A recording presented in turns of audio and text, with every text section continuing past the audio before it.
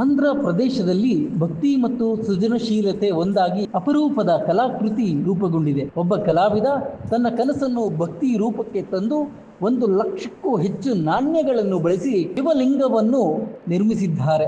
ಈ ವಿಶಿಷ್ಟ ಕಲಾಕೃತಿ ಈಗ ಭಕ್ತರ ಹಾಗೂ ಕಲಾಪ್ರಿಯರ ಗಮನ ಸೆಳೆಯುತ್ತಿದೆ. ಶಿವನ ಆರಾಧನೆಯ ಪವಿತ್ರ ಪ್ರತೀಕವಾದ ಶಿವಲಿಂಗವನ್ನು ರಚಿಸಲು ಕಲಾವಿದ 1,00,000ಕ್ಕೂ ಅಧಿಕ ನಾಣ್ಯಗಳನ್ನು ಅತ್ಯಂತ ಶ್ರದ್ಧೆಯಿಂದ ಅಳವಡಿಸಿದ್ದಾರೆ.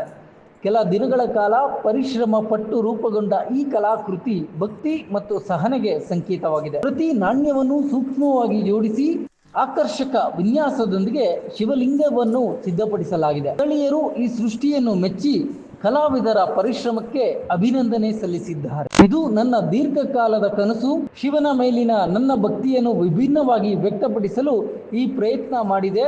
ಎಲ್ಲರ ಆಶೀರ್ವಾದದಿಂದ ಇದು ಸಾಧ್ಯವಾಗಿದೆ ಎಂದು ಕಲಾವಿದರು ತಿಳಿಸಿದ್ದಾರೆ. ಭಕ್ತಿ ಇದ್ದರೆ ಅಸಾಧ್ಯವಾಗಿದ್ದು ಯಾವುದೂ ಇಲ್ಲ ಎಂಬುದಕ್ಕೆ ಈ ಕಲಾಕೃತಿ ಜೀವಂತ ಉದಾಹರಣೆ.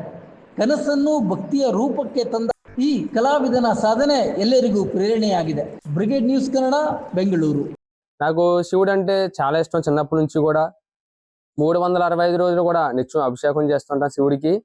ఇలాగే మహాశివరాత్రి సందర్భంగా ఒక శివలింగాన్ని రూపొందించి పట్టిసీమలో ఉన్నటువంటి వీరభద్ర స్వామి ఆలయంలో ఇవ్వాలనే ఆలోచన ఉంది నాకు. అది ఏ రకంగా మనం చేస్తే బాగుంటుందన్న ఆలోచనలో ఒక రోజు కళలో నాణేలతో శివలింగాన్ని చేసినట్టు కళ వచ్చింది. ఆ శివుడే మనకి ఇలా సంకేతం ఇచ్చాడని చెప్పేసి ఇలా నా స్నేహితులు, మిత్రులు, బంధువులు ఇలా గ్రామ సహకారంతో సుమారు 1,25,000 నాణేలని నేను కలెక్ట్ చేసి సుమారు 50 రోజులు ఈ యొక్క లింగాన్ని చేయడం జరిగింది.